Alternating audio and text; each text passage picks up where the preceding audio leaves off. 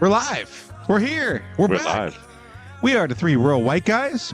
To my right, left technically. Oh, I have him backwards. Jacob again. Dodds. Hey, Jacob. How you doing? He's actually over here for me. Jacob Dodds over here in the corner. And in this corner, we got Kellen Gracie. And in this corner. I'm Mike. Actually, yeah, there you you can go. actually There, see. yeah, see. I'm pointing my left now. See how that works? Yeah, He's got us backward. My name's Mike Heaton, one of your three co-hosts of Three Rural White Guys. We're just three guys sitting in our garage drinking beer, but we are also not dumbasses either. Like, we actually bring some credibility, I think. Most of the time. And we're not trying to brag. We're just told we're supposed to tell people about our credibility at the beginning of a podcast so people still listen. Allegedly. Kellen's got a freaking PhD in American politics. He knows his shit when it comes to politics. You know what? I do. Damn it. You do. Own it. You suffered for like 4 years getting that PhD. Suffered is... Yeah, That's the correct suffered. word, right? The first couple of years was suffering. The last two was less so. More fun. Yeah. Got you. Yeah. Jacob Dodds is one of the most well-versed, I'd say, easily experienced EMS professionals in the state of Iowa, especially around rural EMS services. I don't know about The guy that. knows his but shit. Yeah, look I'm just here for comic relief. good old Iowa nice, being Iowa humble, nice. modest. Yeah. Yeah, see how that is. Humble. And I got a master's degree in nonprofit management. I'm not sure how that's relevant. I just like drinking beer in my garage with my guys, so we're just going to do that We'll drink some beer. and talk politics, complain. I did run for office. I served as a county chair. You have a family pedigree, Mike. Oh, yeah. My And- uncle was a state rep for 24 years. And you ran for office, and did. you're very active. So, I failed in that attempt to run for office, but it was fun. you know, I learned a lot. I always say about that race is it was a much wider gap in the voter turnout in terms of the loss prior to when you True. ran. So and close the gap. and after as well. Yep. It went back up again. Mm-hmm. Is what it is, though. It is what It it is is. what It's what it is. So we bring something to the table here as far as that, and we have a lot to talk about today and We do. discuss. I think we wanted to have a little news segment. We're going to talk a little bit about communism and this stupid freaking Red Scare 2 in theaters now. In theaters now. I think we might even dive into a little bit more of the Sophie Cunningham saga. Not the And point heard around the world. No, but this is the SWAT in the face heard around the world, I think. the swat in the face heard around. Yeah, she got Yeah. clobbered. It was not good. Mm-hmm. We'll got a little run for the money there, and then anything else you guys want to talk about today? Let our viewers know it's coming. Yeah, I populated my board here with a shitload of memes. Oh yeah, I thought Yeah. that was our news. We're gonna run through them as our. Well, yeah, whenever you want to do that. Yeah. I don't know about news. Some of it's news. We Some can't of call it's it news. yeah. Some of it is like generated memes. Some of them by us. Some that we may have shamelessly stole, some that we may have created ourselves. Correct. Shamelessly created ourselves. Correct.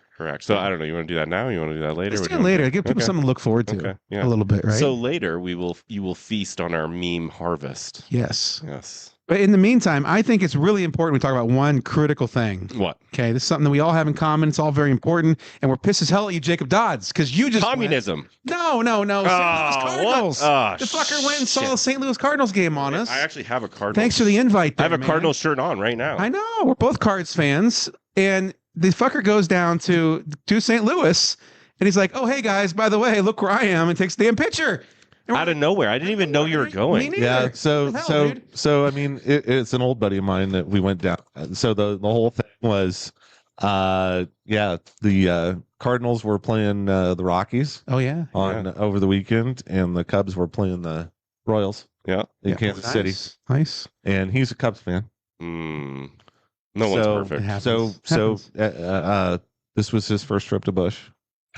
He finally got to experience a real estate. See, you know, I don't know any Cubs fan that has not been to Bush, right? I don't know many Cardinals. Well, fans that he haven't lives been in to the Wrigley Des Moines either. area. I don't. He Yeah, lives that's what I'm in the saying. Des Moines Many area, though, times. so it's a 5-hour drive Yeah. from there. Okay. Yeah, True. Yeah. But yeah, Sure, he made it to Wrigley though, didn't he? Huh? He's been to Wrigley though, hasn't he? yeah, but I mean that's a 5-hour drive from Des Moines. Either too, way, so yeah. You may as well if you're gonna go watch him at home. True. True that. But anyway, it was his first trip to Bush. We did all inclusive seats, so all the beer and all the food you could Nice. drink, and yeah. we were out in the right field, and He said the tarps off section was a little weak. it was a little weak. Compared to- Actually, the fucking front office needs to be replaced down there. Like I've never seen Bush that empty for Oh. a Saturday night game. We're not that bad. Like we're in the middle of the pack, Well, which I'm getting getting tired. I watched them lose again, Oh shit! but no, we had a good time. And then we got up Sunday and drove to Kansas City and watched the Cubs play them and Nice. beat them 10-2. So I was surprised to hear we were playing the Rockies though, because it isn't all interleague play right now where they're going across. Yeah, because the Cubs were playing the Royals. Yeah, and we so- played the Yankees a couple days ago or a week ago, whatever.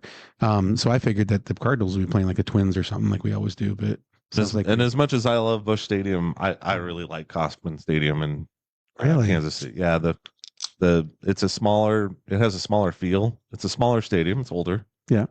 The fountains in the background are really cool. Nice. I've always really liked going. What is your favorite ballpark, Jacob? Do you have a that I've favorite? been to? Yeah. I'll tell you, it would be I love Busch Stadium because it's Busch Stadium. Yeah. But I've been to a game at Three River Stadium in Pittsburgh. Ooh, it's probably a good one. And the skyline of the bridge. Now called PNC Park. Yeah, it is PNC Park, isn't Yeah. it? That's Yeah. right. Yeah. That's what it was when I was there. Yeah, that means it's been a while. Yeah. No, it was PNC Park when I was there. I've always thought of it as Three River Stadium. Yeah. Fair. Yeah. No, that's a nice stadium, and like I said, I've always really liked Kauffman Stadium. So. Yeah. But I would like to go up to Milwaukee. I think their stadium's pretty cool. I've never Yeah. been there in Milwaukee. And Stadium. I'll admit I've been to a game at Wrigley too. I've been to Wrigley multiple times. I got on the Marquee Sports Network. Did you guys see that? The last time I went to Wrigley with my buddies Scott and Eric, I don't watch Cubs games. it was Cardinals game. It was Cubs Even Cards. then, It was Cards at Cubs. Yeah. And the Cardinals lost. Oh. And I'm like the Chicago Sports Network because my buddy Scott, he's an asshole. Hi, Scott. Is he on today? He might be. Scott. He usually tunes in at least for the first few minutes, or he catches the episode later. But no, I love Scott. He's awesome. He's one of my best friends. But he's the kind of Cubs fan. He's diehard Cubs fan, right? Like Mr. Cubs fan, and so is Eric for that matter too. But the Cards lost, and they have that stupid fucking W flag that they all fly, right? He brings it with him to the ballpark, so they win, and he's flying it, and I'm standing there in my Cardinals jersey drinking a beer, like, what the fuck, right? Like pissed off at the end of the game, and Marquee Sports Network comes and cuts to us. Like, and there I am, like, God damn it, in my Cardinals shirt, and he's got the W flag flying, and that was my claim to fame on Chicago Sports Network. No, I mean, I've been a lifelong Cardinals fan, and I can't tell you how many times I've gone to St. Louis to watch them play. Yeah. But I also grew up listening to Harry Carey call games at Chicago on WGN. And Chip Carey is nowhere near. No, because Chip Carey doesn't sit there and get fucked up the whole game. Right. Yeah, That right. was To why. the point that he's, Right. That wasn't a unique personality. That was What's going on here? By the time you get to the seventh inning stretch, he's very clearly slurring his words. Yeah. No, Harry Carey. Is there an apocalypse? When the sun blocks out the moon? We've learned a little more about Jacob today. We have. The way he's capable of. That was good. That's not too bad. I'm not as good as Will Ferrell or Ryan Dumpster, but Oh yeah. Yeah. Will Ferrell does a good Harry Carey. That's for sure. Yeah. That's funny. Anyway, that has absolutely nothing What to was do your with favorite politics. ballpark? PNC Park. I have to Really? say I've been to, I don't know, 7, 8 maybe. Yeah. So I have definitely not done the 30 whatever tour, and I want to do that because my son enjoys. I don't know how much he enjoys the actual game of baseball, but he loves going to baseball games, right? Sure, and walking around and seeing all the stuff and eating all the food and not yet drinking all the beer. That's Dad's job. Maybe one day, but PNC Park is just in Pittsburgh is just something special about it, man. And when we went, and again, Scott and Eric, we try to do this every year. We'll go to Cubs games, Cards games, whatever. We'll go around in Detroit, Pittsburgh, Cincinnati. We went to Pittsburgh one year, and we got the cheapest tickets, which are like nosebleed behind home plate. Unreal. Like sitting back there, and there was nobody in the ballpark, and we felt like no inclination to move up. Like, you know what I mean? Like, It was that good of experience. it was just that good of an experience being way up there in the city skyline. And Nice. when the weather's really nice, you get the sunset, you get the river in the background. It's and they really have in PNC Park in the outfield. They've got it all like manicured with all the shrubbery and whatnot. It's just it's a gorgeous ballpark. That's and, awesome. Yeah, just hanging and out my, there. and my favorite thing, and I don't know if this is an MLB wide thing, but I assume it has to be because when I was at PNC Park a couple of years ago, they had it. Busch Stadium has it. Kauffman Stadium has it. Yeah. It didn't really matter for us when we were at Busch because we had all-inclusive tickets. So we just walked back behind where we were sitting, and there's a guy with a beer keg just pouring beers. Yeah. Because it was all you could drink and eat. We were stuffing our face with brats and beer all night. It was awesome. Yeah. But they have these. They're called walkthrough brews. And you walk up. It's just this little kiosk, and it's coolers like what you see in a convenience store full of beer.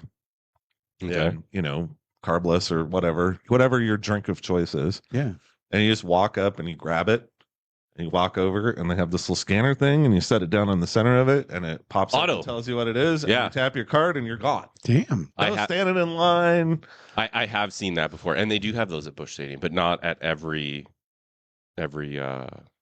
kiosk. Point of purchase. Right? Yeah, I mean they still have the regular stuff, but those are really, really efficient. They're also really dangerous because when you're buying a $17 silo and it's hot outside. Did you just say silo?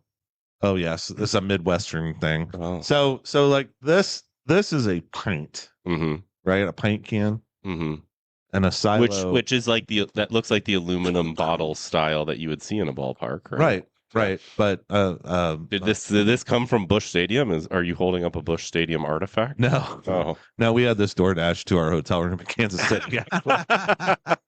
Okay. No. A silo is 32 ounces. Yeah, tall boy. That's in where I come from. Well, it's actually bigger than a tall boy. It's about 3 inches in diameter. It's about the size of a can of Pringles. Okay. And it looks like a silo, so that's what we call them, silos.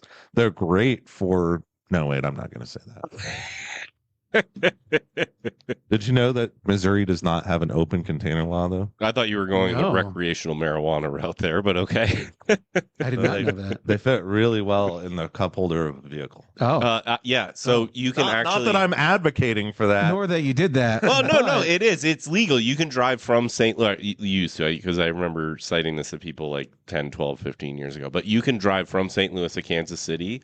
And the only time that it's illegal to have an open container in your car is when you're passing through like one particular town halfway. Oh. But the entire way, as like long as the driver, Independence, Missouri. as long as the driver is under the limit and not drinking. But your passengers can drink all they want in a car in Missouri. But they're just certain municipalities, and this is entirely because of Anheuser-Busch, like the lobbying power that they had. In Missouri, you can have open container. And it's not the only state. I believe there's a couple other ones like that too. The other thing that I will say before we move on to the next thing is that's far enough south for Waffle House. Oh, I know. So we stayed down in Kansas City Sunday night, got up Monday morning and drove home. And that was the last stop as we left Kansas City was Waffle House. Well, you didn't do it at 3 a.m. That's where but I'm telling you, man, like I have a Waffle House story that I'm definitely not going to share on air right now about Carrie from Mount Pleasant. And from Mount Pleasant. If she's listening right now, she just started sweating and got really anxious and nervous. But I am not going to share it on air, Carrie. I promise. Yeah. I am so going to learn this story. I will tell you after we get off good. I mean, everybody's all cranked up right now because Iowa's going to get allegedly is going to get its first Buc-ee's in Urbandale. They are. But I would much rather have a Waffle House. Agreed. Waffle House. It's cheap, and man, that it's just so sloppy, greasy, nasty. It's the perfect 2 o'clock in the morning. I've been drinking too much. I mean, we ate that 9 o'clock in the morning, and I didn't get hungry until about 8 o'clock. Oh yeah, damn. Yeah. How do you do your? I've never been to one. How do you do your hash browns? Yeah. Scattered and chunked. Okay. Because I don't like onions. Is that what they call it? Scattered and chunked? Cheese. That's cheese and. No, scattered is just to scatter them on the grill so they get a little crispier. Yeah. Okay. And then chunked is they add ham to them. Ham. I don't like cheese on my hash browns, but I did have my eggs covered. So I had cheese added to my eggs. Yeah.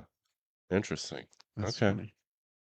Okay. I've never been to Waffle House. What?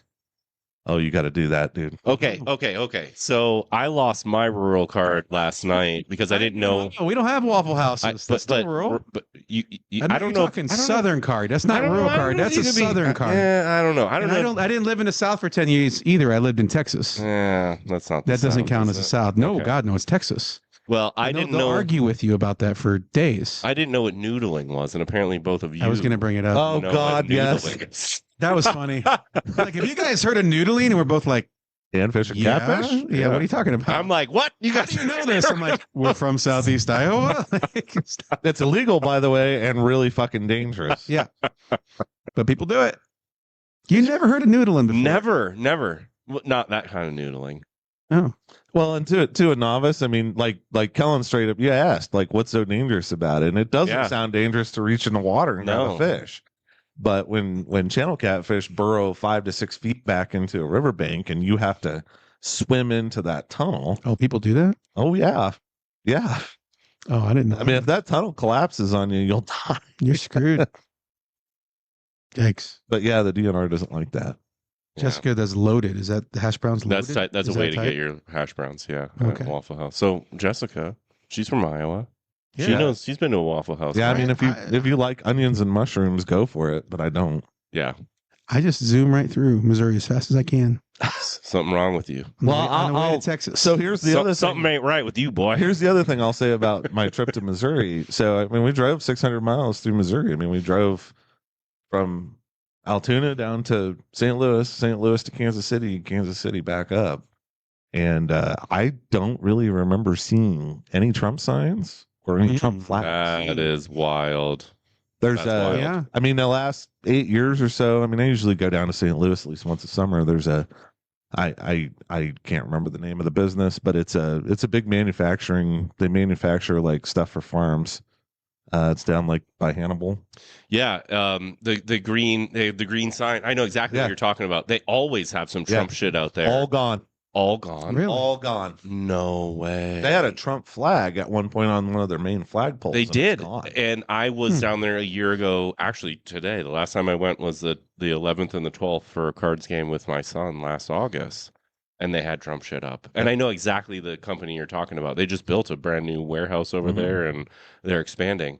But yeah, it's like an ag supply dealership. It's the one on like 24.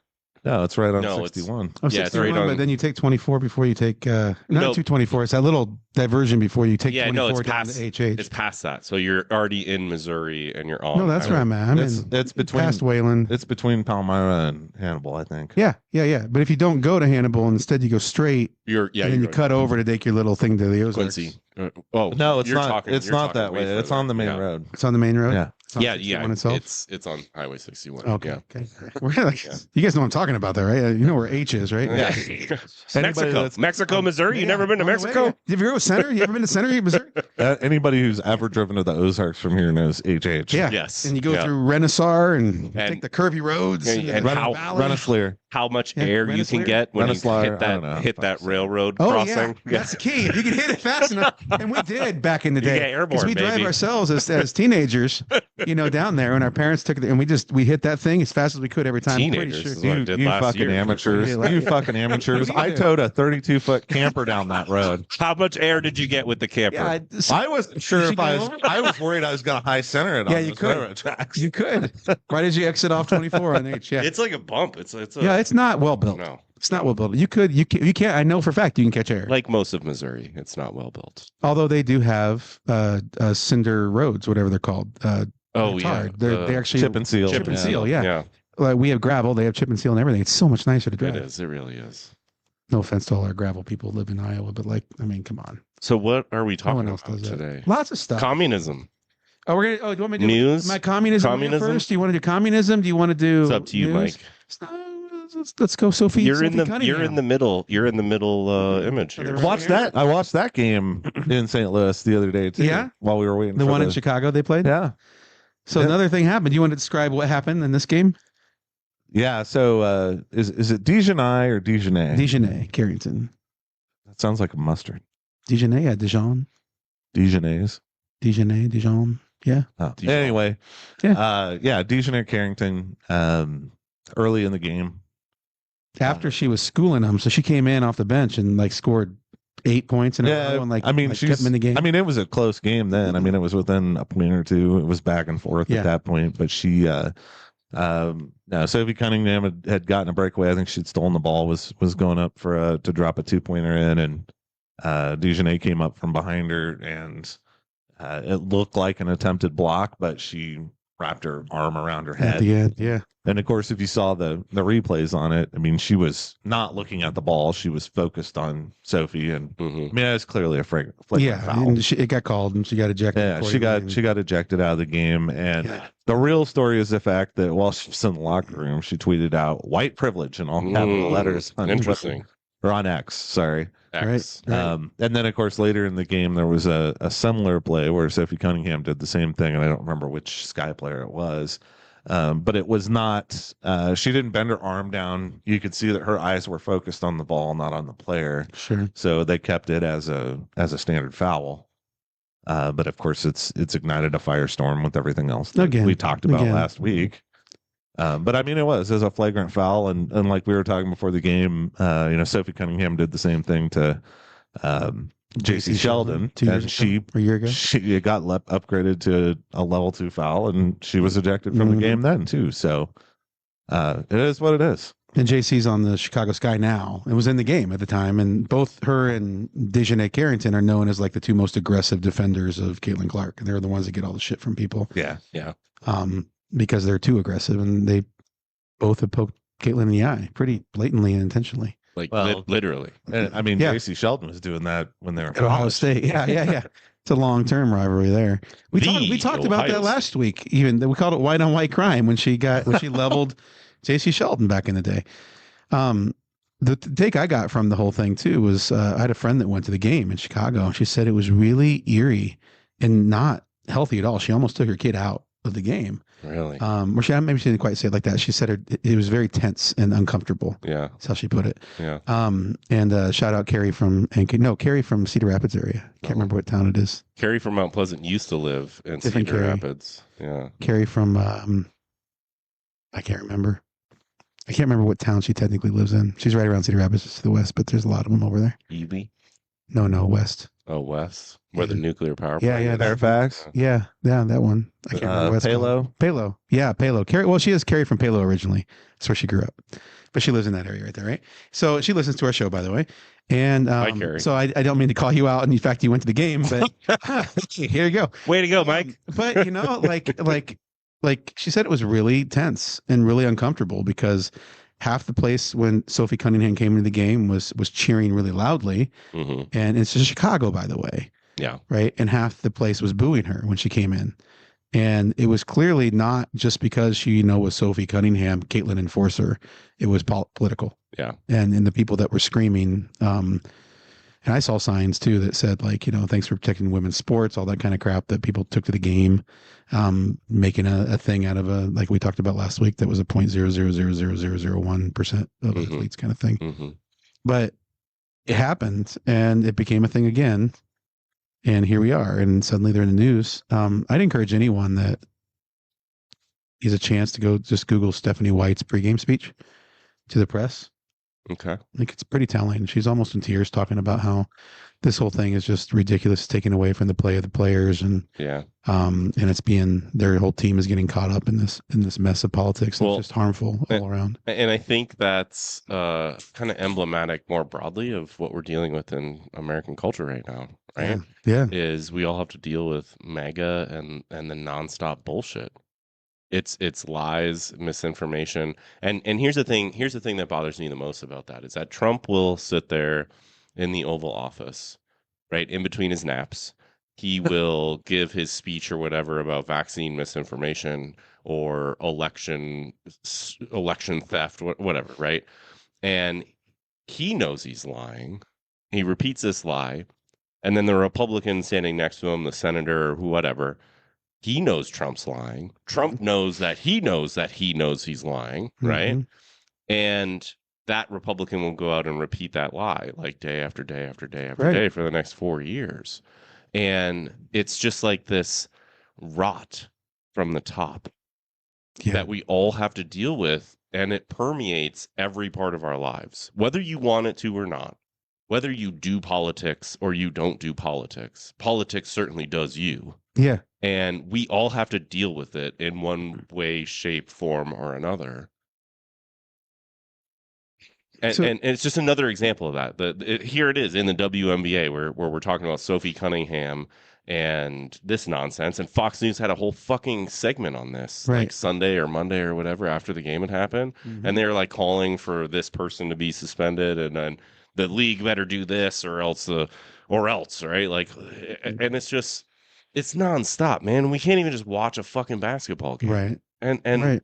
I don't know. That's just sorry. I was right. My soapbox. But let's throw another example of that into the mix, right? So they went after Fauci last week, with a completely made up fucking attack that was obviously a distraction from all the other shits going on. Yeah. And in the context of that, our gubernatorial candidate, Zach Lane, whatever the fuck we're going to call him. Do we know what we're going to talk to him now? Do you want me to back up? The cock ring guy. Okay, I'll back up from the mic. Yeah, the cock ring guy. Turn me down, man. Turn me down if I'm too loud. This is a gain. Yeah. Oh, fair you got enough. A big bottom and oral exciter on. I do. Big bottom and oral exciter.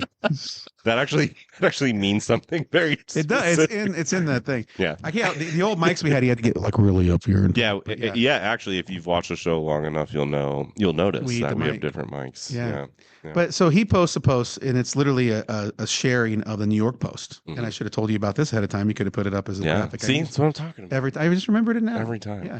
But the New York Post put out a big thing that said Fauci was concerned that pregnant women might get miscarriages from the vaccine. Yeah. Right? Which it was a true article. Yeah. And in the article, it writes about how in Fauci's journal, he once wrote in his journal, basically, that because vaccines showed fever, there was a concern that maybe it could have issues with miscarriages because fevers were associated with miscarriages somehow in other studies. Turns out that wasn't a thing. Like it turns out it didn't become a concern, and nothing ever came of it. And in the New York Post article, it says this. It says the studies that have been done, especially this really good peer-reviewed one in Sweden, there's no correlation between miscarriages and COVID vaccines. Yeah. Zach Lane shares a post. Lon the Con. I call him Lane the Con. Lon the Con. Lon the Con. Lon the Con. No, how you actually pronounce it is Lane. So I'm finally saying it the right way. You're finally saying it the right way. Yeah. But it's Lon. It's Lon the Con. Lon the Con. So Lon the Con puts this post online and says to all the women who had miscarriages because of this evil man or something like that, I will get justice. I did see this. Liz from Iowa. That's the second week in a row we've had to shout out Liz. She's awesome. Great. She's amazing. Fantastic. If you don't follow her, Liz from Iowa is awesome. And if you need some Midwest progressive flair, if you don't get enough from us, how sassy we are. Well, she's not like Aaron Parnas, who has a lot of good content too, but he's like, there's an emergency going on. Breaking news out of this, and Trump ate a hamburger. Like, it's like, dude, come on, man. Just like Fox News alert. Just chill out a little bit. But it gets your attention. Your cortisol levels go up. And you're like, what does Parnas have to say today? Yeah, right. Yeah. But Liz is much better. Liz from Iowa is awesome. She's like, she just presents the facts as they are, and is really good about it. And she has a great sarcastic sense of humor. Yes, I like it. Very true. Yes, very true. But point being, Lan's sitting there taking an article that literally disproves what he posted. Right. Saying, I'm going to find justice for all the women that had miscarriages because of Fauci's irresponsible behavior. And the article itself says no one had miscarriages because but no one reads the damn article. But let's just break down the reality. I mean, let's forget about whether it's true or not. True. I mean, let's just pretend for a second that it is true that Fauci knew that they caused that it wasn't a hypothetical question, that it was, hey, we know this is gonna cause women to miscarry, but we don't want people to know about it. Mm-hmm. You know, let's just buy into that conspiracy theory for a second. Okay. What the fuck is the governor of Iowa gonna do to hold the guy accountable? Right. What the fuck power did this Iowa governor have for that? None. Not at all. Exactly. None. So it was a stupid thing to say. Right. But it's the cult again. It's what we were just talking about. We have to deal with this shit all the time, the nonstop culture wars, because that's how they score political points. That's how the right scores political points. They know they can't win elections without fear, hate, othering people, without creating a scapegoat, creating an enemy, creating somebody to point at and say, this person is the cause of all your problems. Right. That's just the way they operate with politics. And it works. It clearly works. They get elected. Yeah. Let's go there for a second, though, because this actually goes in the communist comment really, really well. That's what they do with communism, too. Here we are. Nothing to run on. And so we brought this up a couple weeks ago. Yeah. How they have nothing else. And so they're pointing at like, oh, Democrats are communists, right? And that's their big thing. I can't stand this shit. It's so ignorant and it's so disrespectful to voters. There's no way this works. I can't believe that this will actually work in the midterms. Dumb. And and the thing that got me to realize though is like maybe we need to chill out too a little bit. Because we do the same shit with fascism. And the reason I find it really disrespectful is we live in a democratic republic federalist country. Mm-hmm. Right? That's all that's built into the US Constitution. A communism country, a country that's communist, requires authoritarian leadership. Mm-hmm. We have so many checks and balances of different kinds built into our structure, from the right to vote to federalism, where states get to hold people accountable and have powers of their own, to the equal branches of government that have checks and balances that can check. And they don't always work great, but they're built into the Constitution and they're there. And it requires a full-on violation of the Constitution to have an authoritarian on both sides. For fascists and for a communist country, it requires a dictatorship, period. And it's just not going to happen. It doesn't matter if we have communists that are elected, just like it doesn't matter if we have fascists that are elected. And I know it's painful to say that because they've done so much bad shit and they're trying to behave like fascists. But by and large, they're being checked. So far. And I know it's hard to say that. It's hard. I mean, it's like, well, the Supreme Court's moved farther to the right and they made decisions on Roe and all that kind of, they have, but they didn't outlaw abortion, did they? They put it back to the states because that's all they had. That's the only power they had to do. This is difficult. This is a square that's hard to circle. Circle that's hard to square. Yeah. What is the saying? It's trying to fit a square into a round hole. I don't know. It's just difficult for me to hear you say that, Mike, because I know. And the reason why is when we first started this podcast, it was 2021. It was just on the heels of, in the wake of January 6th. Mm-hmm. And my retort to you, because your cuffs. Give me the cuffs. Accountability. And I was always like, we have the institutions that'll hold. We have the checks and balances. No matter what, we always have these institutions that will safeguard us. Right. And back then you were like, let me see it. I want to see it. Yeah. Why has it been 2 years? Right. Yeah. But I think here's the key thing though, is I mean, it's not really hyperbolic to call Trump a fascist. No, he is a fascist. There's no doubt. And most of his administration certainly harbors fascist ideas. And I think that's the key thing is yes, you can point to a particular candidate as being a communist or a socialist. Mm-hmm. But the thing is they're trying to turn that into a slur, much the same way that they've turned liberal into a slur. Right. And basically just saying anybody with a D behind their name is pushing for communism, and that's just simply not true. Well, the word woke is the same way. Yeah. And it's also, there probably are some communists in the Democratic Party. They probably exist. I'm not going to say that. I know when I ran for office, I had a couple guys came up to me and they were part of the DSA, and he called me comrade, and I'm like, what the fuck is wrong with you? Like, why? I would say though, there's no real organized communist movement in America, and by the organized word is doing a lot of work there. Right. There is a communist party in America, like one that's registered as a party. Oh, yeah, and it's been around for a while, but I think long time. But I think that we were talking about this before we went live, Kellen, was the key thing about communism is you have the government seizing means of production. Right. Who's doing that right now? Donald Trump. Yeah, literally. Donald Trump. Yeah. That's not hyperbolic. Like you said. No. How many businesses? 30 companies. Do we do the thing? Do we? Oh, no. Do we have a graphic? That's not the thing. No. Okay. I don't have that on my list. Right. But 30 companies. He's behaving like a fascist. Oh, we did post about it. We posted on our Facebook page about it today. But 30 companies. Right.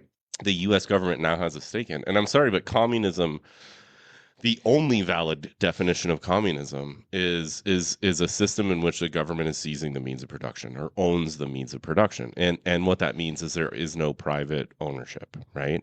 So communism is a system in which the government owns all of the means, all of the companies, all of the things that are produced in a country. They're produced by the government, not by private enterprise. Right? That's what communism is. And that's why it's so fucking stupid to say the Democrats are communists, because no one really. Well, they can't. Even the vast majority of the DSA candidates don't say we're going to banish private enterprise and the government is just going to produce all of our widgets, right? They're going to produce all the steel in the cars and but that's stuff. Just it. Is they're counting on our rural comrades, right? You see what I did there? I did see what you did there. That was good. They're counting on the fact that what they equate communism to is socialism. Yeah. Mm-hmm. And socialism is different. Any attempt to help their neighbor out is right. That's communism. And communism is a very extreme version of socialism. Socialism is a nationalization of certain private entities and industries for public good. So like fires we have here. Right. Fire, fucking highway, police. You don't have to pay a police bill, right? If you call the cops to show up at your house, they come and they don't give you a bill for coming to show up for your break-in. They just do their job and then they leave. You don't get a bill for it. Well, if your house is on fire and you call the fire department, you don't get a bill for that. They show up. That's not entirely true. Well, in extreme circumstances, it's not entirely true. But if your house is on fire, you call the fire department and they show up and they put the fire out, you don't get a bill for that. No, usually they'll just bill your insurance company. Either way you look at it. Oh. Some fire departments. So you still may have a deduction. Either way you look at it, these are socialized industries. You could profit off of that.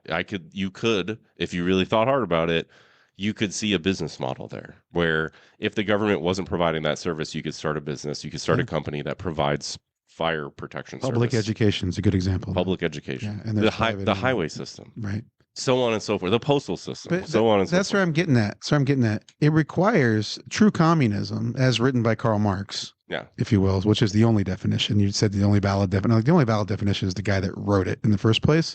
And his was a mix of both economic and government and government control. He pushed for like no government control at all. He doesn't want a single party state at all.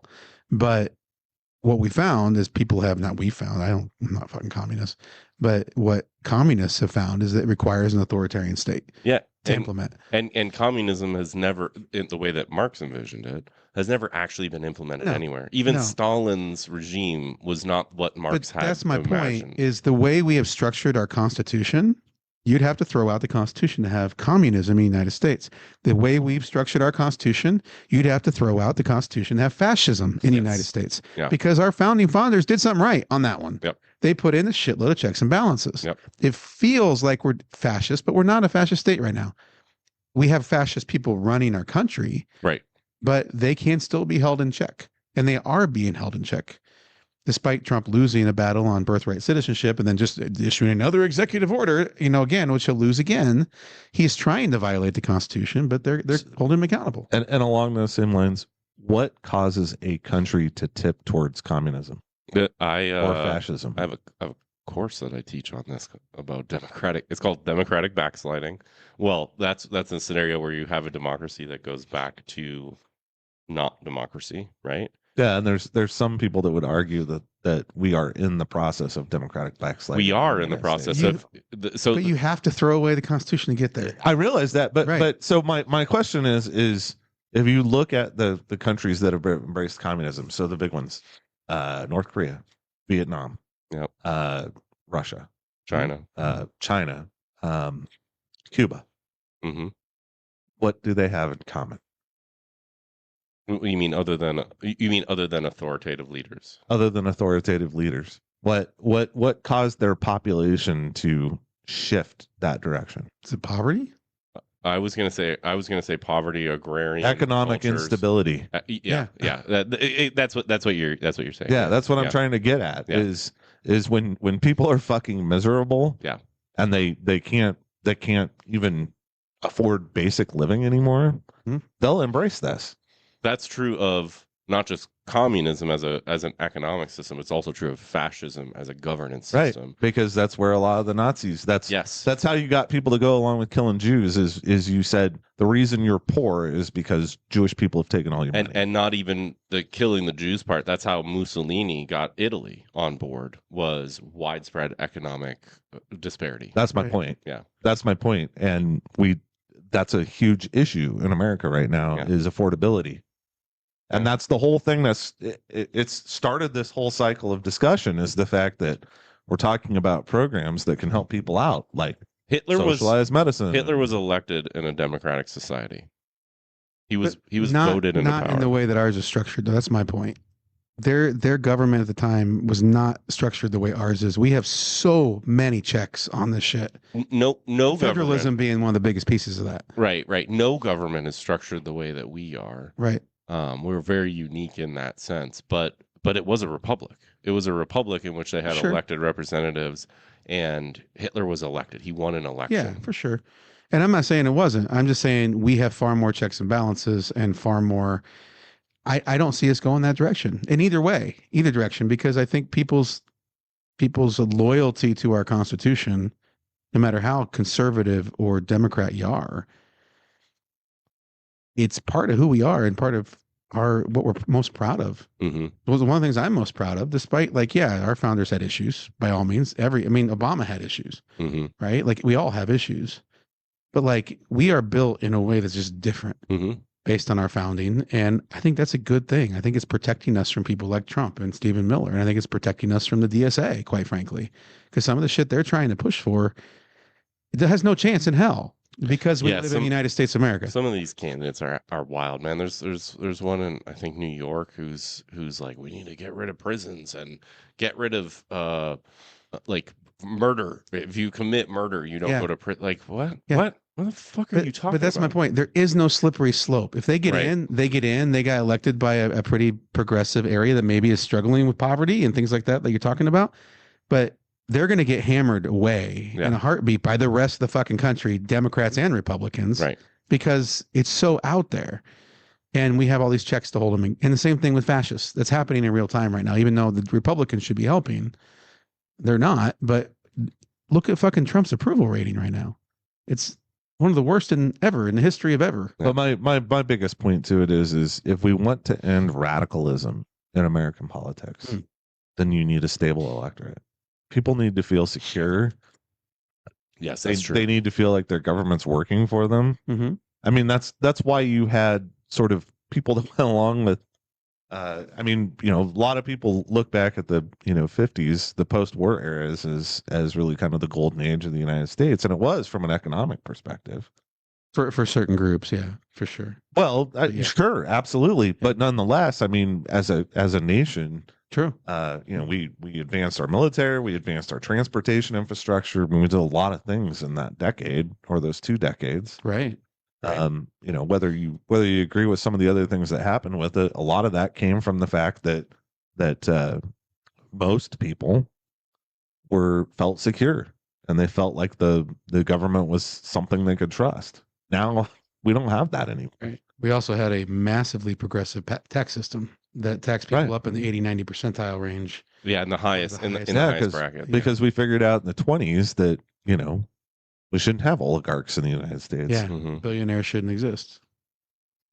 I had that happen to me when I was running for office. I had a farmer who's a pig farmer, he's a hog farmer, and he had quite a few confinements of his own, right? And he asked that question. He's like, "Listen, I get the progressive tax. We just taken away the progressive tax in Iowa, right? Like they just canceled it out, so that came up."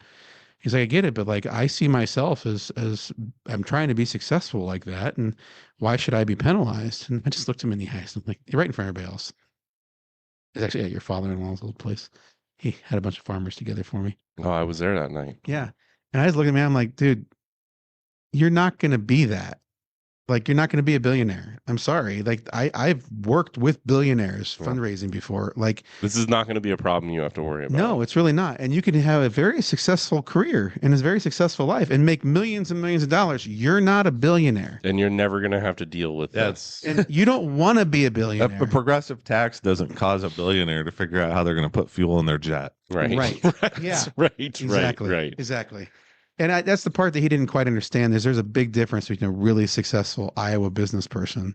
There's like 3 that are in the billionaire range here in Iowa, but most of them, and most of them are actually, I think all of them are tied to ag. Yeah, they are. They are. Fertilizer producers. Yeah, mostly seed. The genetics on Yeah. seed. But like, that's just it. Like, they hit the jackpot on it, and good for them. But like, it doesn't, well, after you get to a certain point, it doesn't matter anymore. And all the money you're making is off the back of other people anyway. You just have a lot more people that are working for you. That's it. And so you haven't really earned that money in the first place, in my opinion. And I don't have no problem taxing the wealthy because they didn't earn a dime in that shit. They have somebody else managing a damn portfolio for them, putting their money into investments and then getting money back with them sitting on their asses and doing nothing.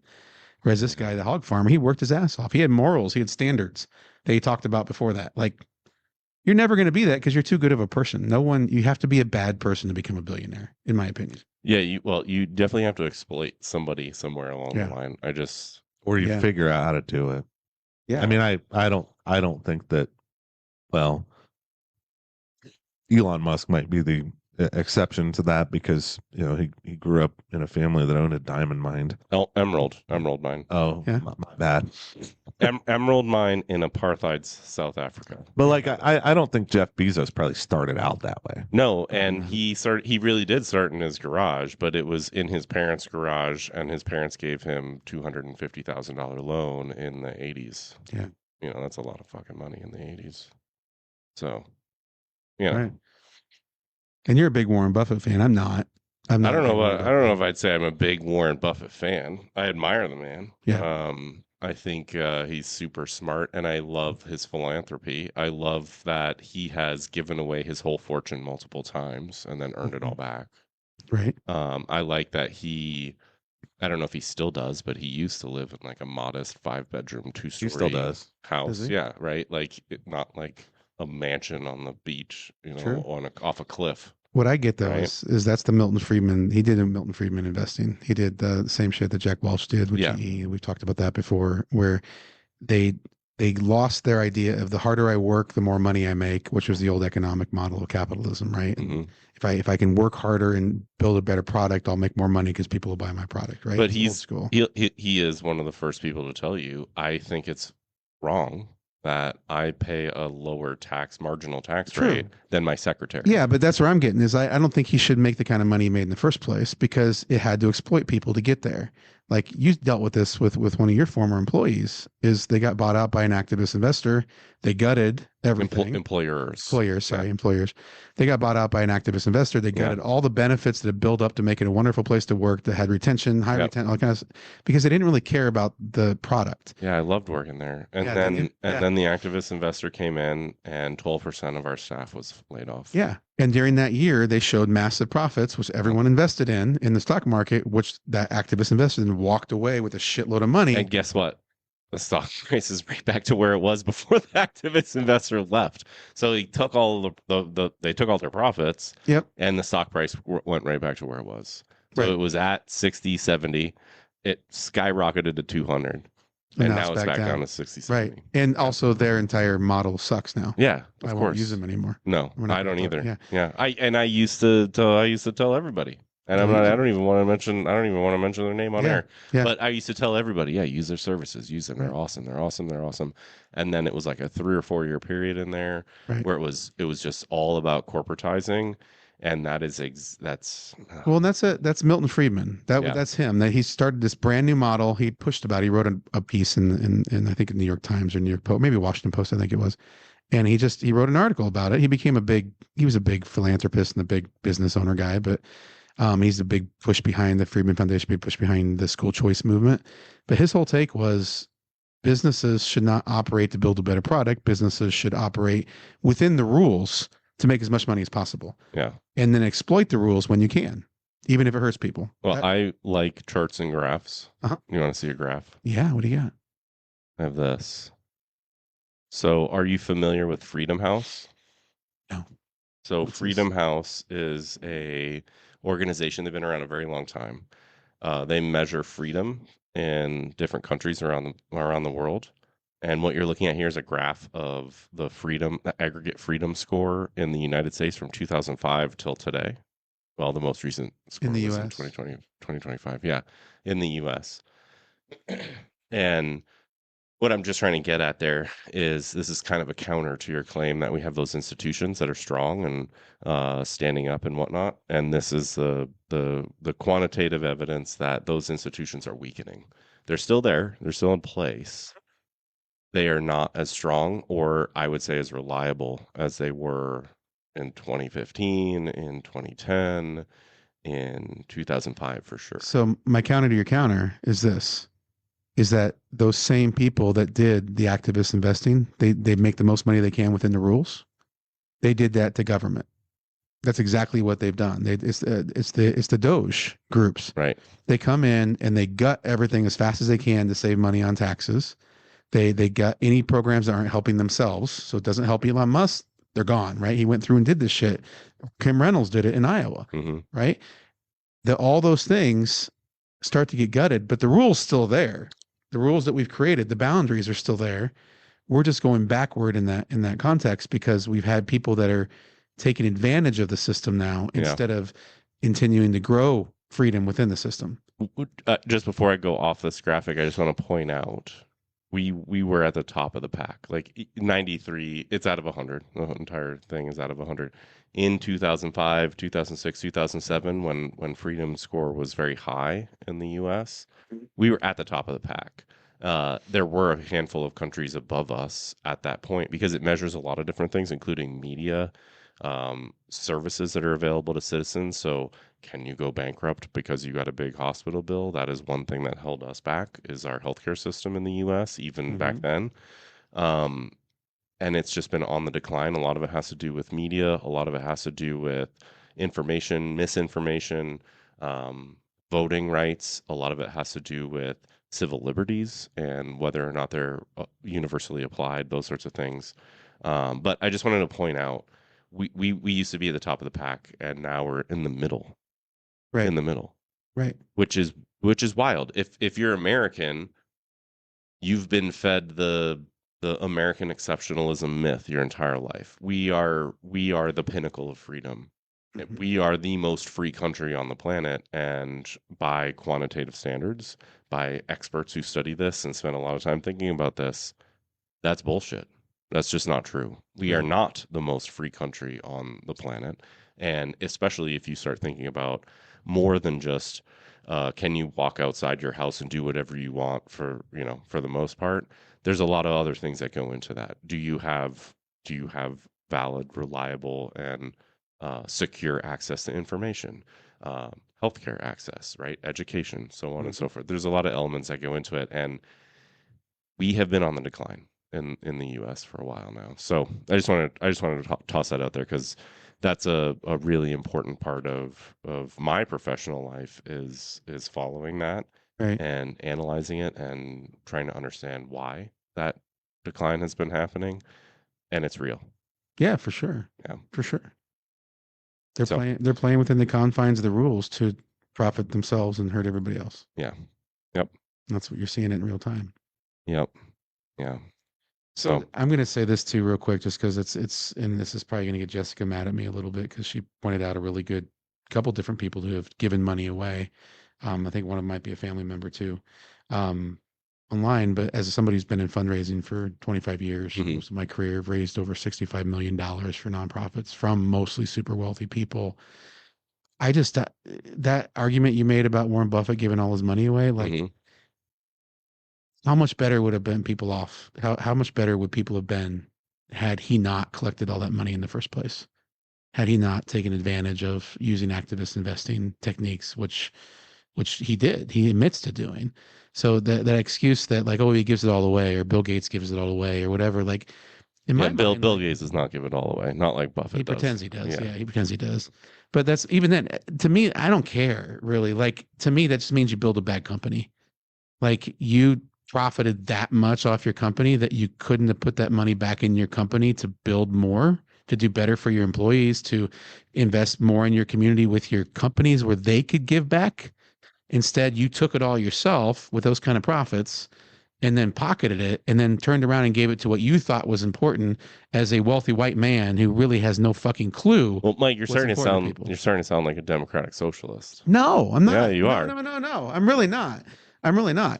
I think that when people do work, they should get paid for it. I understand that. I think people should put their money back into their fucking company, and investors that are investing in Microsoft should fuck off. They shouldn't be like, well, Bill Gates made this much money, I'm going to invest in Microsoft. No, that money should be going back into Microsoft so my investments are better. Like, he's stealing money from me when I'm investing. That's how I look at it. Like, he's not doing the fucking work. Right. He's making a shitload of money off an idea he had. But he's operating in a system of free market capitalism. Yeah, absolutely. Right. But it's bad business. In order to prevent that from happening, you have to shift from... No, I don't want to do that. I'm saying he's being a bad CEO. When you rake in $1 billion a year like Elon Musk is doing right now, like... Well, Elon Musk is raking in way more than $1 billion. Well, let's say $1 billion, just because, right? Yeah. I don't know how much it is anymore. It's stupid. His most recent compensation package was more than $1 trillion. Oh, shit. Okay, yeah. So he's raking... That's bad business. That's really poor management. Right. He's not taking care of his companies if he's taking that kind of profit. Right. It's not because he's great, he's making money. He's great because he's taking all that money and putting it in his own pockets, and we're calling it great. That's not good. Jack Welch was not he bankrupt GE. Right. He took him to the verge of bankruptcy while making a shitload of money, more than anyone CEO at the time. But that's not what Warren Buffett did. Absolutely, he invested in those same companies. No, but his investment portfolio is separate from the amount of money he was pulling out of his own companies. So he wasn't taking a salary in the way that Elon Musk is taking a salary as a CEO. The vast majority of Elon Musk's money comes from investments in other companies. It's his money being invested in other companies in the stock market. No, the vast majority of Elon Musk is not coming from Burlington Northern. No, the vast majority of Elon Musk's revenue. I'm not talking Elon Musk. I'm talking Warren Buffett. The vast majority of Warren Buffett's funds money comes from Berkshire Hathaway. No, which is an investment firm. Right, it's an investment firm in other companies that are doing activist investing. Right, exactly. So he isn't the CEO of those other companies, is what I'm saying. So does it matter? No, it does. Absolutely, it matters. Absolutely, it matters, because what you're describing is a scenario in which a CEO of a company is burying the company or being an asshole and taking way more. Like Elon Musk is taking from Tesla. His compensation package is from Tesla. It's not from an investment firm where he has a host of investment, like his investment portfolio, which is what Buffett is doing. So Buffett gets his money from the fact that he has investment stakes in a whole shitload of companies of activist investors through Berkshire Hathaway. Yeah. So he is How's that any better? Better or worse is not what I'm trying to say. I'm just trying to say it's a vastly different compensation model. So Elon Musk, it's not really. It is absolutely. Elon Musk is your taking company versus somebody else's company. It's still ownership of the company. No, it is because he's not getting a paycheck from that company. He's getting money based on the stock price. His investment is performing. It's not him getting a paycheck from the company he invested in. None of them gets a fucking paycheck anymore. Elon does. He gets $1 trillion. Yes. He gets an obscene amount of compensation. Which is all based on how well the company does. Right. Whether or not it's based on it's coming from the company. It's still based on profit at the end of the year. But Warren Buffett's compensation is coming from the fact that he owns shares of a company, and those shares either gain value or lose value. It's not because... Let's get more detailed. But it's not in the... he's investing in companies that are engaged in activist investing. But those companies he invests in do not cut him a check. He does not get a paycheck from those companies. He gains money from you're getting fired. Right. Whether or not... Right. Okay. I understand that. See where I'm coming from? I understand that. That's unethical. That's really bad. But that is different. Strategy. That is different from... I don't give a fuck about Elon Musk. I'm saying that strategy of activist investing. I don't like the fact that you're comparing Warren Buffett to Elon Musk. I'm not really. They're not the same. He still has investments that he invests in. It's a very different model. Okay. All right. I'm gonna interject. Yeah. Go ahead. He's right. They're not the same. Yeah, and I don't care about that fact. But you're also not wrong. So I'm also right. Yeah, you are. You're both right. You're both right in this instance. I'm not arguing with the fact that you're saying they're different. I'm saying they're both bad. Sure. Yeah, I get what you're saying, and but thus they are both bad. What I'm taking, what my problem is you're putting Warren Buffett in that same bucket with Elon Musk, and I just that they are not. Elon Musk is an evil fuck. I agree. And Warren Buffett has absolutely he has invested in a way that has harmed millions of people and their jobs. Cost people jobs. Yeah, but knowingly, willingly done that. But at the same time, when you're investing in a company and acting in that activist investor role, it is very different from I am at the top of this company and your paycheck is way lower because my paycheck is much higher. That is a different scenario than I'm an investor and I'm coming in and saying you need to do XYZ with your books. You need to cut costs here. You need to increase revenue here. You need to manage your company differently. Plus, paychecks are based on profit at the end of the year. Like, no, they're not. Absolutely. Tesla is not a profitable company. He's not making $1 trillion off of Tesla. Yes, he is. Yes. If it's not a profitable company, how does he make $1 trillion? Because SpaceX buys a bunch of Tesla Cybertrucks that sit in a parking lot that never get used. Because they have a bunch of fucking contracts with the government that don't actually produce value. Because Tesla has all these promises that they've made to do XYZ, then therefore they get all these things. That is different from Warren Buffett investing in a company and going in and saying, you need to reduce cost by 20%, or you need to cut 20% of your workforce. It's just different. In my mind, it's very, very. And is Musk or is Warren invested in Tesla? No, I don't think so. I don't think he is. Really? Yeah, I don't think he is. I gotta look that one up now. I think you should look it up. That's worth looking at. It's legit point. He has stepped down. Bad. Yeah, he has stepped down from Berkshire Hathaway in terms of controlling in terms of controlling the everyday investments that Berkshire Hathaway makes. They had a big ceremony about it. But you guys have been talking about this, and first off, Bill Gates, no, Ulrich, one of our followers, yeah, he said blue shirt for the win. Thank you. That's what I'm here for. That's you. Yeah.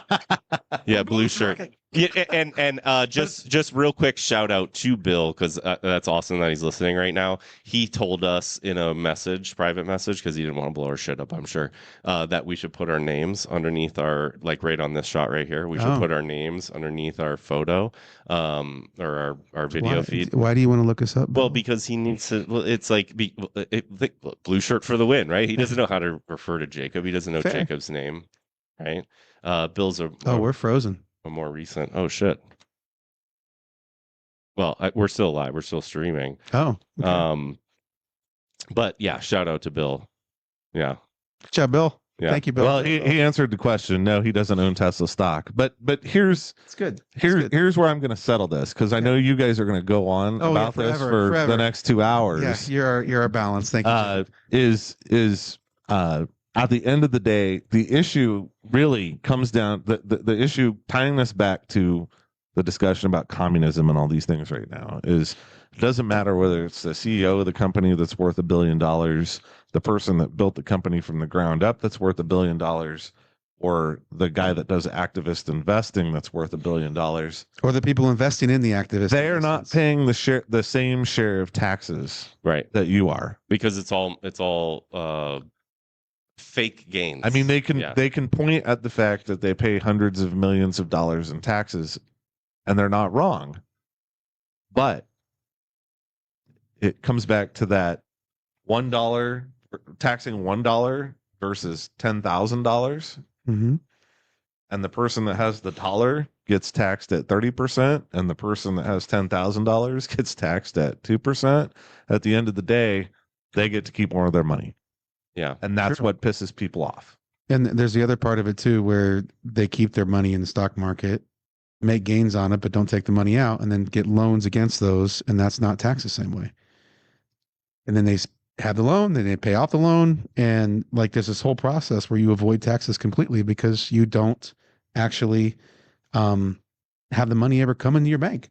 Mm-hmm. And that's the way wealthy people use their money. That's how they have it. They take loans out against their investments. Are we still online? Who knows? Who knows? Are we on Facebook right now? Still going? Yeah, you should. We're You should frozen actually on our check. screen. I can't. My phone died. VMix has completely frozen. No, it's showing, but it's always on a little bit of a delay, so you're gonna maybe see it before the thing happens. Either way, we probably should wrap up because we're over an hour. Are we? Yeah. Fair. But yeah, VMix has completely stopped. Like it's not doing anything. Okay. Well, this has been an episode of Three World White Guys podcast. Yeah.